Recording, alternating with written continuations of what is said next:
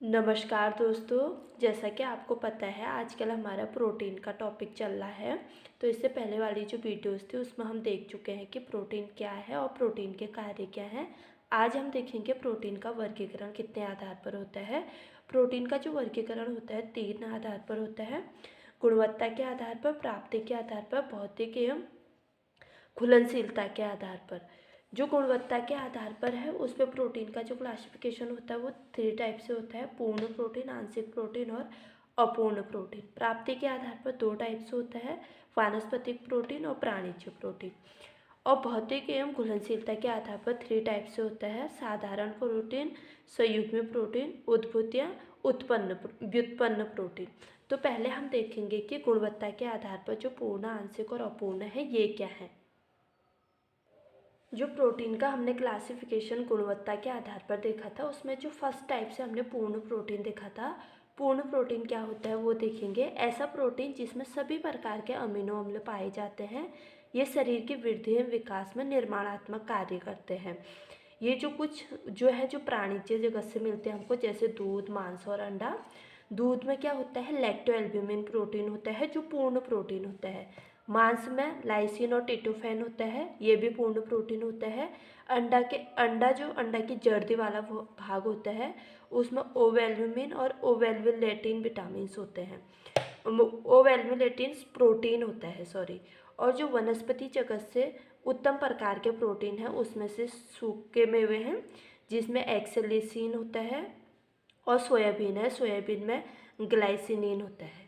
ठीक है, आगे हम देखते हैं कि आंशिक प्रोटीन क्या होता है। तो हमने देख लिया कि पूर्ण प्रोटीन क्या होता है। अब हम देखेंगे आंशिक प्रोटीन क्या होता है। इस प्रोटीन में कुछ आवश्यक अमीनो एसिड्स की कमी होती है, इसलिए इसे आंशिक कहते हैं। आंशिक यानी कि कम है, कुछ की इसमें कमी होती है और इस शरीर में होने वाली कुछ क्रियाओं को पूरा नहीं कर पाते हैं। जैसे हमारे दाल में मिथ्योनाइल नहीं होता है और अनाज में लाइसिन नहीं होता है, सोयाबीन में लेग्यूमिलिन नहीं होता है, इसलिए इनको हम आंशिक प्रोटीन बोलेंगे। अगर बोलेंगे मिथ्योनाइल क्या है, पूर्ण प्रोटीन है, आंशिक है, अपूर्ण है, तो मिथ्योनाइल जो है वो अपूर्ण आंशिक प्रोटीन है। तो अब हम देखते हैं कि पूर्ण प्रोटीन क्या होता है। गुणवत्ता के आधार पर हमने प्रोटीन के 3 टाइप्स देखे। पहले पूर्ण प्रोटीन देखा। पूर्ण प्रोटीन वो था जिसमें सभी प्रकार के अमीनो अम्ल शामिल थे, और आंशिक प्रोटीन वो था जिसमें कुछ अमीनो अम्ल पूर्ण रूप से नहीं थे। और अब हम देख रहे हैं कि अपूर्ण प्रोटीन क्या होता है। अपूर्ण प्रोटीन वो होता है जिस प्रोटीन में आवश्यक अमीनो अम्ल का अभाव रहता है, इसलिए ऐसे प्रोटीन के सेवन करने से अथवा नहीं करने से शरीर पर कोई अंतर नहीं होता है। ये प्रोटीन शरीर की वृद्धि एवं विकास में बिल्कुल सहायक नहीं होते हैं। अपूर्ण प्रोटीन जो होते हैं अगर हम इनको लें तब भी कोई इसका प्रभाव नहीं पड़ता है हमारी बॉडी पे, अगर ना लें तब भी कोई प्रभाव नहीं पड़ता है। जैसे अगर हम देखें तो अनाजों में जो ट्रिप्टोफैन और लाइसिन का अभाव रहता है, इन चीज़ों को हम नहीं भी लें फिर भी हमारे को कोई प्रभाव नहीं पड़ेगा। मक्के में जीन और फलों में जेलेटिनिन प्रोटीन जो होते हैं ये अपूर्ण प्रोटीन के अंतर्गत आते हैं। तो हमने गुणवत्ता के आधार पर प्रोटीन के जो क्लासिफिकेशन था वो देख लिया, पूर्ण, आंशिक और अपूर्ण। अब हम देखते हैं कि प्राप्ति के आधार पर प्रोटीन 2 प्रकार का होता है: वानस्पतिक और प्राणिज। पहले हम वानस्पति को देखेंगे कि वानस्पति क्या होता है। अब जो हम प्रोटीन का क्लासिफिकेशन देख रहे हैं वो प्राप्ति के आधार पर देख रहे हैं कि ये हमें कहाँ से प्राप्त होता है। जो वानस्पति जगत और प्राणिज जगत से, वानस्पति जगत से जो प्रोटीन हमें प्राप्त होता है उसे हम वानस्पति प्रोटीन बोलते हैं, और प्राणिज जगत से जो प्रोटीन हमें प्राप्त होता है उसे हम प्राणिज प्रोटीन बोलते हैं। जो वानस्पति प्रोटीन होता है इसे हम सेकेंड क्लास प्रोटीन भी कहते हैं, और प्राणिज प्रोटीन को हम फर्स्ट क्लास या प्रथम श्रेणी का प्रोटीन भी कहते हैं। जो वानस्पतिक प्रोटीन होता है इसके अंतर्गत अनाज, दाल आदि आते हैं, और इनका जो हमारा शरीर होता है 60 से 65% उपयोग हमारे शरीर द्वारा इसका हो जाता है। वानस्पति प्रोटीन का जो हमारा शरीर होता है 60 से 65% उपयोग करता है। और जो वह प्राणिज प्रोटीन होता है इसे हम प्रथम श्रेणी का प्रोटीन बोलते हैं। यह हमें दूध, मांस से, मछली से और प्राप्त होता है, मछली एवं पनीर से प्राप्त होता है। पनीर से, दूध, मांस, मच्छी और पनीर से जो हमें प्राणिज जगत से प्राप्त होता है उसे हम प्राणिज प्रोटीन कहते हैं। इसका शरीर जो उपयोग करता है, शरीर उपयोग प्राणीज प्रोटीन का 100% उपयोग करता है, इसलिए इसे हम प्रथम श्रेणी का प्रोटीन भी बोलते हैं। ये तो हमने देख लिया कि प्राप्ति के आधार पर प्रोटीन कितने प्रकार का है, प्राणीज, वानस्पतिक और प्राणीज। अब हम देखेंगे कि भौतिक गुण एवं घुलनशीलता के आधार पर प्रोटीन 3 टाइप से है, साधारण, संयुग्म और व्युत्पन्न। तो देखते हैं कि साधारण प्रोटीन क्या होता है। अभी हम जो देख रहे हैं वो देख रहे हैं कि भौतिक गुण के एवं घुलनशीलता के आधार पर प्रोटीन, जो फर्स्ट टाइप देख रहे हैं वो साधारण और या सरल प्रोटीन भी बोलते हैं, साधारण या सरल प्रोटीन। ये क्या होता है? इस प्रकार के प्रोटीन का निर्माण केवल अमीनो अम्ल से होता है। जो साधारण प्रोटीन है इनका निर्माण केवल अमीनो अम्ल से होगा। ये प्रोटीन जल अपघटन के उपरांत सबसे सरलतम इकाई के अमीनो अम्लों में टूट जाते हैं। जैसे अंडे के पीले भाग में जो प्रोटीन होता है, एल्ब्यूमिन, ओबियोएल्ब्यूमिन और ओबेग्लोब्यूमिन, ये प्रोटीन होता है। और गेहूं में जो प्रोटीन होता है वो होता है ग्लूटेनिन और ग्लाइडिन। दूध में लैक्टोएल्ब्यूमिन प्रोटीन होता है। मांसपेशियों में ग्लोबुलिन प्रोटीन होता है। मक्के में जीन प्रोटीन होता है, जो हमने देखा था ना कि अपूर्ण प्रोटीन है, अगर इसको हम ना भी लें तो इसकी कोई ज़रूरत नहीं है हमारी बॉडी को, या हमारी बॉडी में कोई काम नहीं करता है। चावल की जो प्रोटीन होती है वो आर्जिनिन होती है। रक्त में प्रोटीन हीमोग्लोबिन के रूप में रहता है, जिसे हम हीमोग्लोबिन बोलते हैं। जो हिम होता है वो आयरन होता है उसमें, और जो ग्लोबुलिन होता है वो प्रोटीन होता है रक्त में। और अस्थियों में जो प्रोटीन होता है वो कोलेजन के रूप में रहता है। तो हमने देख लिया कि साधारण या फिर सरल प्रोटीन जो होता है वो क्या होता है। अब हम देखेंगे कि संयुग्मी प्रोटीन क्या होता है। संयुग्मी प्रोटीन क्या होता है? ये वे प्रोटीन होते हैं जिनमें साधारण प्रोटीन के अणु के साथ अन्य पोषक तत्वों के गुण भी उपस्थित रहते हैं। साधारण प्रोटीन प्लस अन्य प्रोटीन, एक तो साधारण प्रोटीन होगा, एक अन्य पोषक तत्व होगा, और सेकंड संयुग्मी प्रोटीन होगा। ठीक है, साधारण प्रोटीन होगा पहला, अन्य पोषक तत्व होगा और संयुग्मी प्रोटीन होगा। जैसे ग्लाइकोप्रोटीन, अंडे के सफ़ेद भाग में पाया जाता है ग्लाइकोप्रोटीन।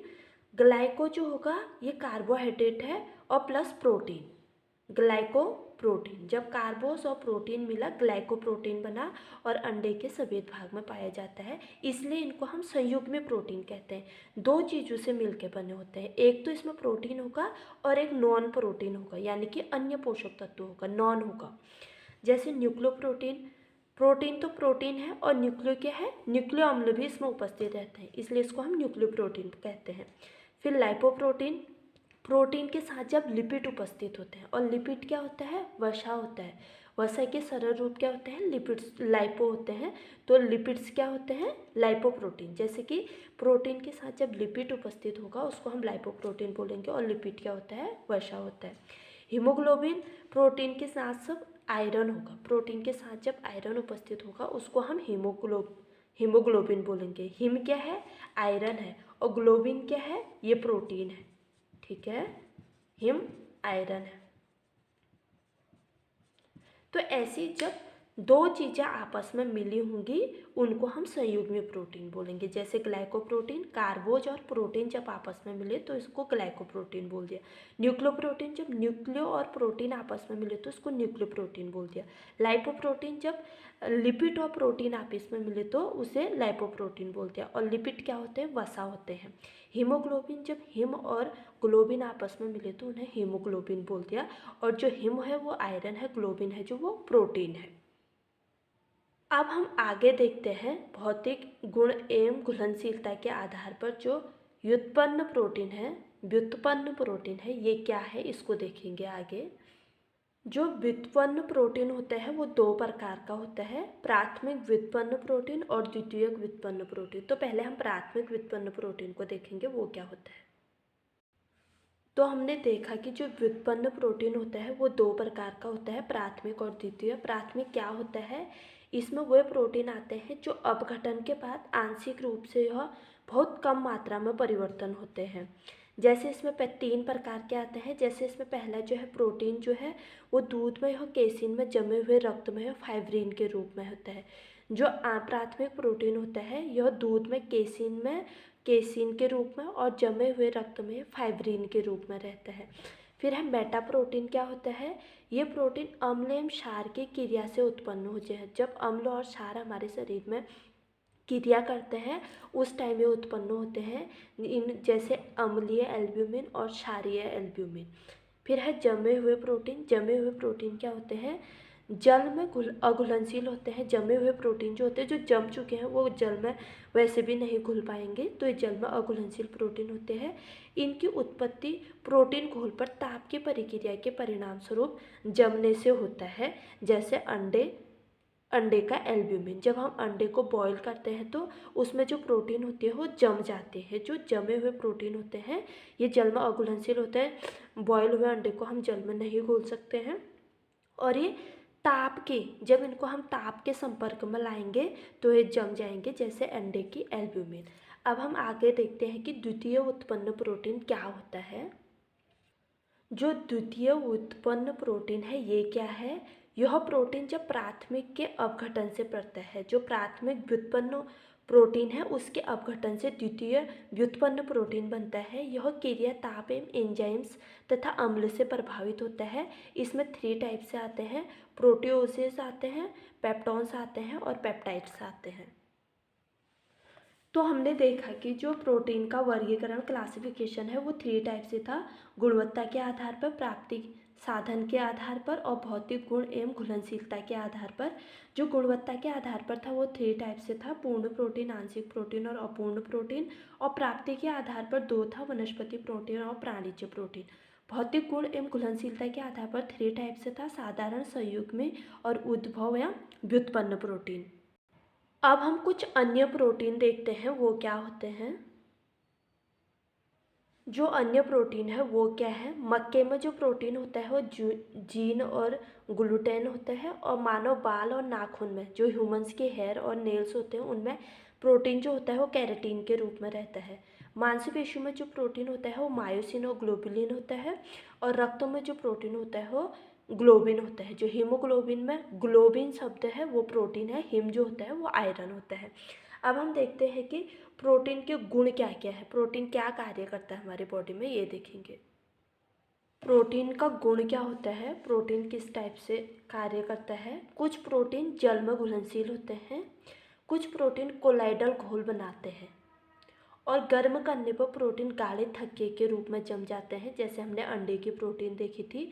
और अगर हम दूध को ज़्यादा देर तक गर्म करते हैं तो वो भी थक्के के रूप में जम जाता है, जिससे हम मिठाई बना लेते हैं।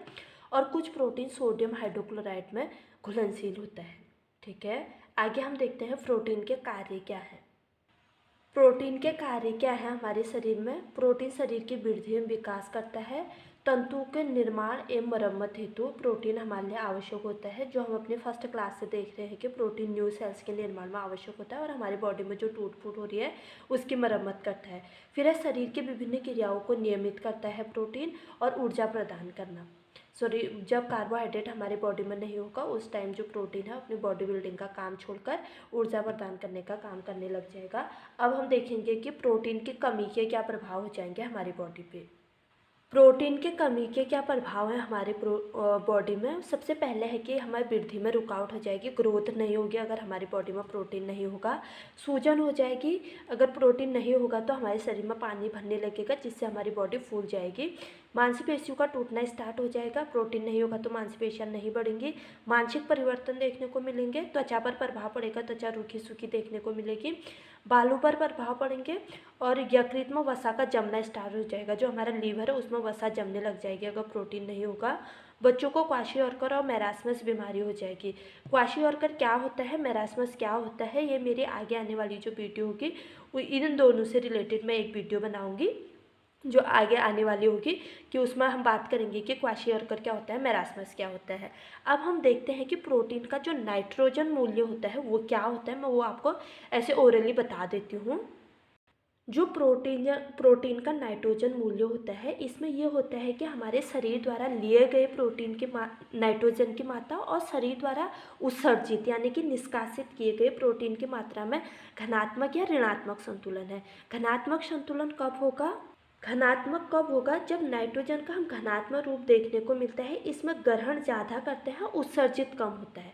घनात्मक कब होगा, जब हम नाइट्रोजन की मात्रा अधिक ले लेंगे लेकिन जो उसका उत्सर्जन या हमारी बॉडी से उसका निष्कासन है वो कम होगा। और एक रूप इसका और देखने को मिलता है जो है ऋणात्मक। इसे असंतुलित भी देखा जाता है, ऋणात्मक भी बोलते हैं। इसमें क्या होगा, जो हम प्रोटीन की मात्रा होगी, इसमें जो प्रोटीन की मात्रा होगी उसको हम ग्रहण तो कम करेंगे लेकिन जो हमारी बॉडी से जो उत्सर्जन होगा वो अधिक होने लगेगा। अगर शरीर द्वारा लिया गया और शरीर द्वारा निकाला गया नाइट्रोजन की मात्रा अगर बराबर है तो हम इसे संतुलित नाइट्रोजन स्थिति कहेंगे। जब शरीर ले भी उतना ही रहा है और निकाल भी उतना ही रहा है तो इसको हम बोलेंगे संतुलित नाइट्रोजन की स्थिति बोलेंगे। अगर नाइट्रोजन हम ले ज़्यादा रहे हैं और निकाल कम रहे हैं तो उसको घनात्मक नाइट्रोजन स्थिति बोलेंगे। और ऋणात्मक किसको बोलेंगे, इसमें हम लेंगे कम, ग्रहण कम करेंगे लेकिन जो उत्सर्जन करेंगे वो ज़्यादा करेंगे।